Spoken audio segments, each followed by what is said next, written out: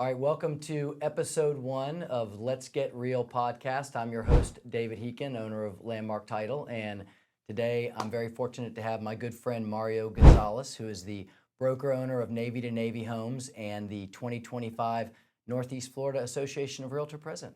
Thanks, David. Welcome to the show. Dude, thanks for bringing me. Thanks. So the point of this podcast is to spend a little time with the movers and shakers in Northeast Florida real estate and hear their story and what makes them tick and what has motivated them to do what they do in real estate. So let's start at the beginning. Tell me, where'd you grow up? I grew up in a small town of a suburb of Atlanta, Georgia called Chamblee, Georgia. Not many people have heard that, but right on the outskirts of Atlanta, Georgia. We say Atlanta because it sounds much cooler. Was that north, south, east, west of Atlanta? Where was that? Northeast corner. Okay. Still within the big 285 circle, kind of like 295 here. Okay, got it. And childhood, siblings, only child? Two siblings. So I had two sisters, but my oldest sister is 15 years older than me. Okay. So I wasn't a mistake. Okay, I was a surprise. Surprise, yeah. We got one of those in my family too. I'm one of 6, and we're 18 years apart. So, yeah. So were your parents in real estate? No, not at all. Not at all.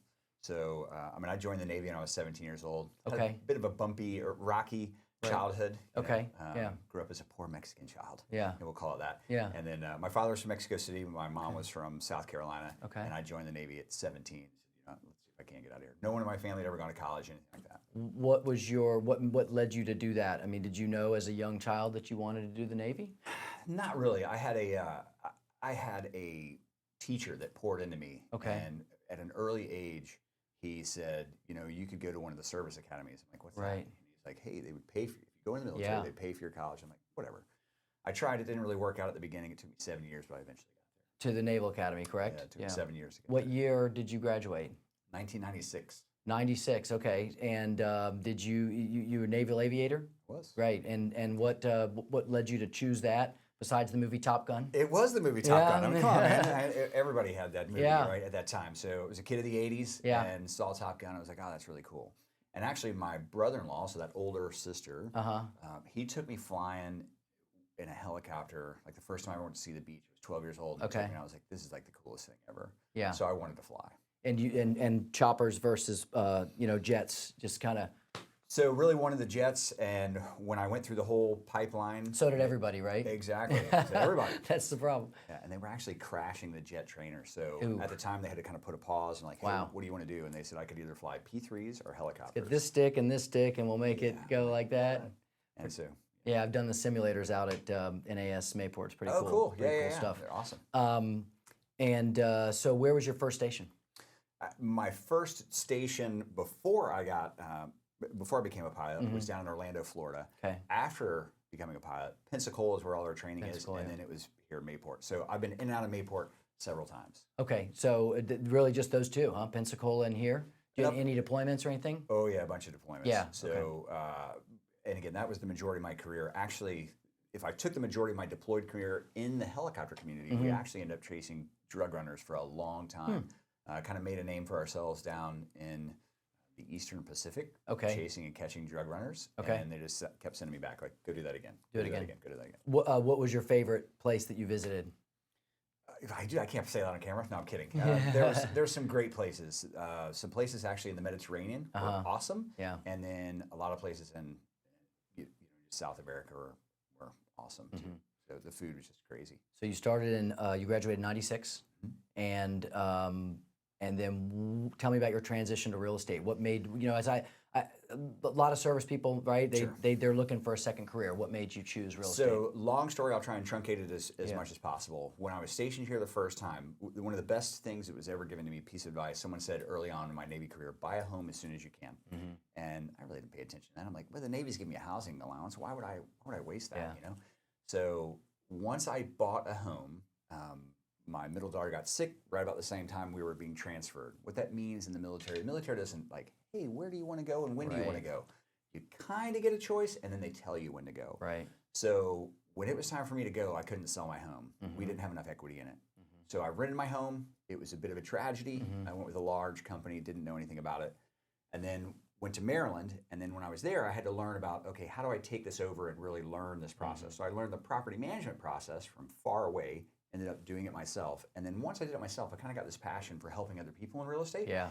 And I had a mentor in Maryland, and we just started buying. This is before there was 23 television shows on HGTV. So we Right. bought a home and flipped it, as most people would know. Yeah. This is way back early 90s. And we're Right. like, hey, let's just keep doing this. And so then when did you get out of the Navy and get into, and did you start Navy to Navy right away? I don't remember, or did you go somewhere first? So I went with a small brokerage out of Pensacola. Actually, my father-in-law was, if you can follow that, my wife's father. Correct. Okay.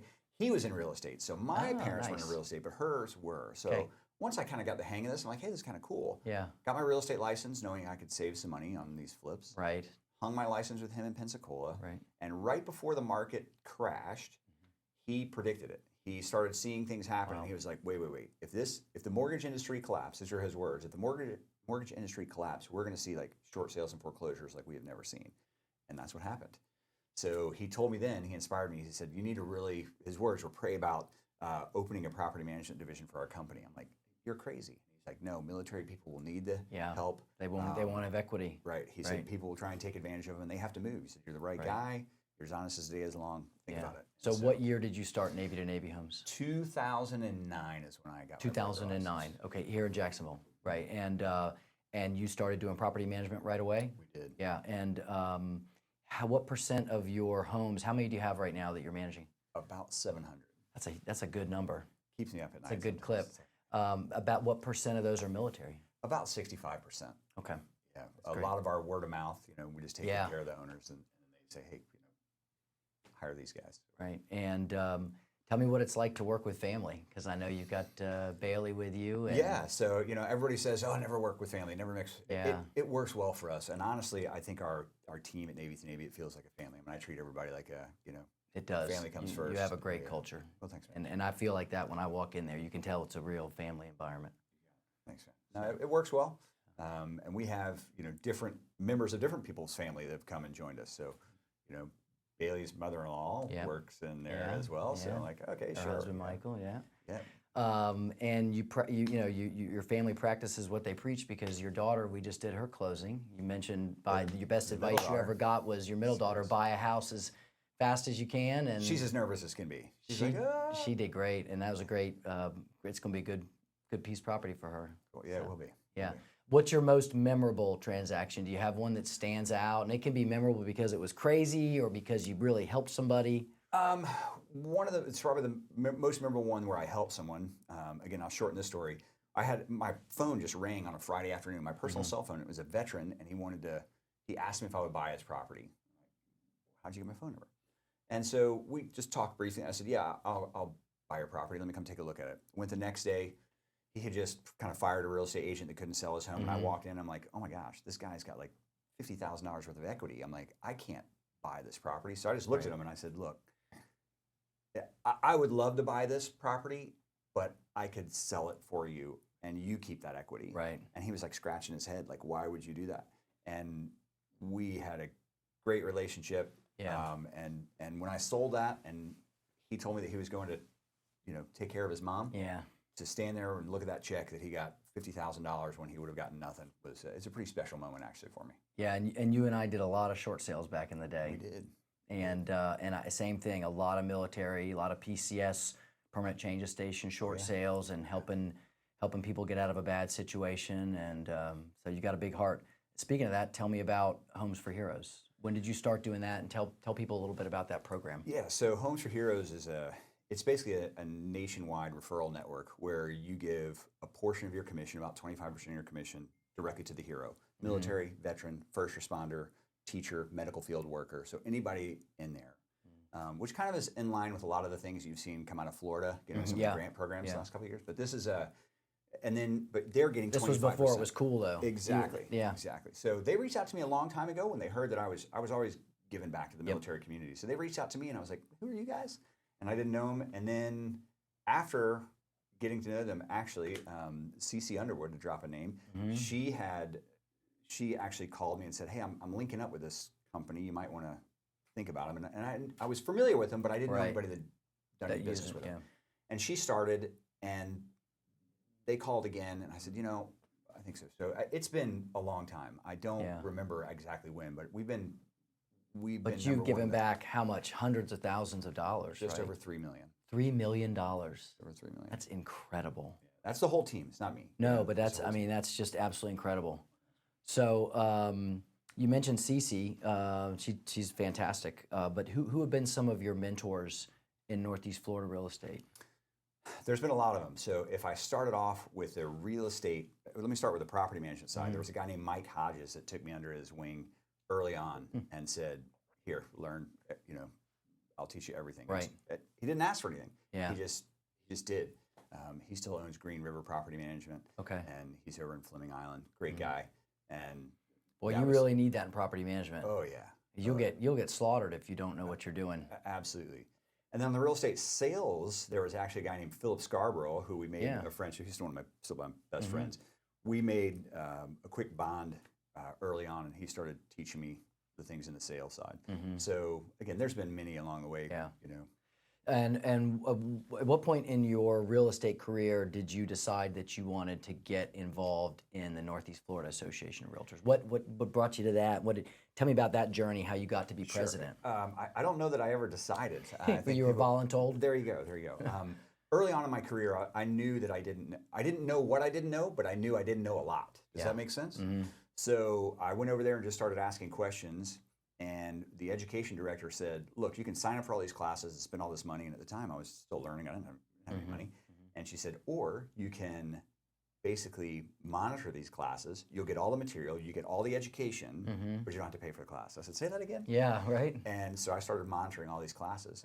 And then once I was monitoring all these classes, I started to know the instructors and started to really say, okay, I need to learn from that person and that person.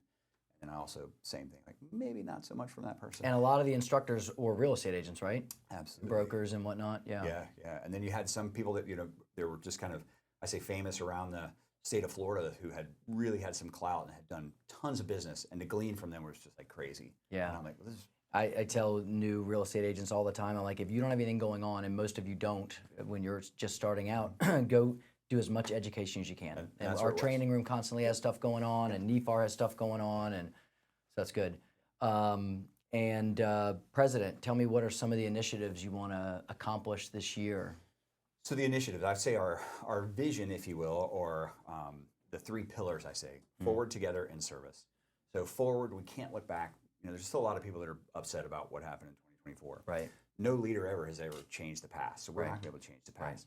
But we've got to learn, how do we move forward, right? So that's the first pillar of the mission, if you will. The second is together. Real estate's a team sport, just like this. Yeah. I talk how important it is to have your Avenger network, to have your title companies, to have your attorneys, to have your inspectors, to have your lenders, Yeah. this group of people that can circle around you to help you be successful. Right. And just like that, the other real estate agent on the other side. So together. And then in service, the last part of this is, our business is a service-based business. Right. And we've got to remember that the other agent, the customer, they're people too. And if we will just focus on that, I believe we can kind of move from where we were. And things are going great right now. A lot of the councils, committees, we're getting great numbers. And Yeah, you've assembled a great, your board is fantastic, and the people that are running your committees are great. I think it's going to be a great year for you. The changes that have come, lost my train of thought for a second. Sorry.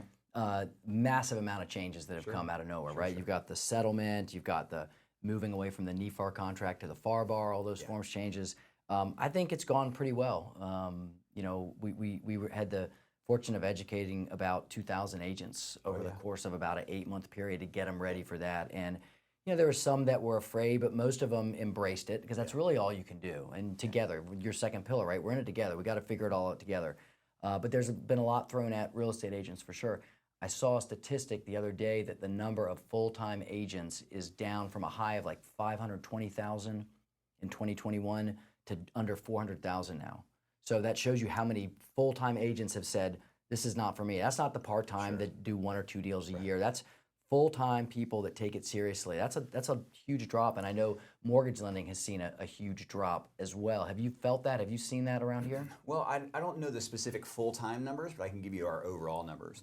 So here in Northeast Florida, we've lost about half of 1%. That's how many haven't renewed since last year. Okay. Those are pretty good numbers. That's consistent with Florida, but again, that incorporates the full-time and and the part-time. Right. There are some more alarming numbers. I will tell you this. Last year in Northeast Florida, the average agent closed 2.3 homes. Dude, Yeah.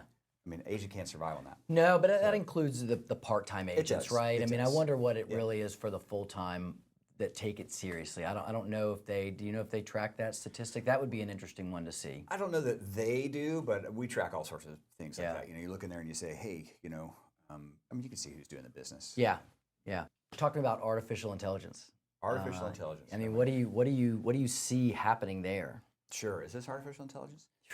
There are some really cool things. So part of this moving forward is innovating, right? So our MLS is doing some crazy things right now and looking at different technologies. So artificial intelligence, everybody's using ChatGPT to help write descriptions and change emails and do social media posts, that type of things.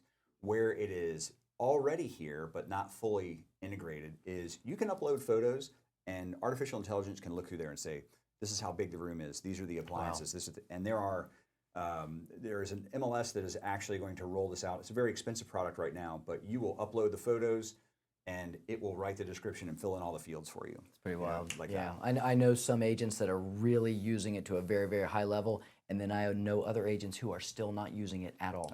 I don't know how you can not use it and still stay It's such a time saver. It is. And what's going to be interesting to me is how the artificial intelligence helps the buyer in the home buying search. How it just starts to really narrow down that search for them. It is. So one of the things our MLS is going to be rolling out is a verbal voice activated, and that's going to somehow include some artificial intelligence there. So people that are visually impaired can then still search, and they can talk and have that speech to text, and then it go in and search. Hey, I want a 3-bedroom. I want this, blah blah blah, and it'd be this area of town by these A-rated crazy? schools and this so many miles from the beach and. Yeah, just all kinds of crazy things that you'll be able to put in. There's also widgets, that like individual agents right now and companies can, buy and attach to their website where people can search right through there. It says, what are you looking for? 3-bedroom, blah, blah, and it'll search the entire MLS and just give them the data set that they're looking for. When you think about what it was like when you and I got, because we're the old guys in the industry now, when you think about what it was like when we got in and you wanted to see property, it was before the internet for me, probably right after when you sort of got into it, but you had to go meet an agent at a coffee shop, and they had the book, and it was circling where you want to go on the map, and you were getting out the map, and they were following you in the car, and it's wild to think. The title side has evolved a little bit, but nowhere near, in my opinion, as much as real estate sales side. The internet was the first big leap, right? It is. But AI is going to be, we don't even know. I don't think we can wrap our head around some of the changes that are coming and how it's going to affect our industry. I don't think so. But you were talking about, we went from the changes and all the disruptions last year, and now you're talking about like where things can go. And I will say this, and I think you'll agree with me on this, is real estate entrepreneurs, or real estate agents, they're some of the most resilient entrepreneurs out there. They find a way not to just survive, but to thrive. Right. We have survived crazy interest rates, the housing 08 market crash, right? COVID, global pandemics, insurance, Chinese drywall, and now the worst real estate market nationally since 1995, Exactly. and in Florida the worst since 2013. Yeah. And we're still standing. Still standing. And I think it's going to be a good year. And I think rates will hopefully get down and stay around 6, maybe a little below. That'd be good if they could do that. And it would. Yeah. But if you look at statistics for the longest time, if you look at the difference between what someone has in equity as a homeowner, if you look at a homeowner versus a renter, and you say, hey, let's look at this through the nation, and you look at people's net worth, the homeowner's net worth it's like $400,000. I just heard Dr. Yoon from the National Association of Realtors give this. It's about $400,000 across the nation, and the average that a renter has is about $10,000. Yeah. And those dynamics really haven't changed much. So it's like, get into a home. If you're paying a little bit more, get into it. We preach the same thing, and that's good. So last thing, we're about to leave. I like your shirt. I want to see if you could flash your shirt there to the camera. See it, sir. My first guest, I appreciate it. So the last question I have for you is this: when you retire, what do you want your legacy to be? What do you want? How do you want people to remember Mario Gonzalez? Oh man, that's a tough one. One of the things I do in the company, I don't just try and train people. I try and make good people. I want to make good people to treat others, and I hope that people can just say, hey, he was a man of faith. He treated people honestly, never took advantage of anybody. And hopefully the people that I'm interact with, I make their life a little bit better. And Yeah, I think that'll be your legacy. I do. I appreciate it, man. Thanks for coming on. absolutely. All right.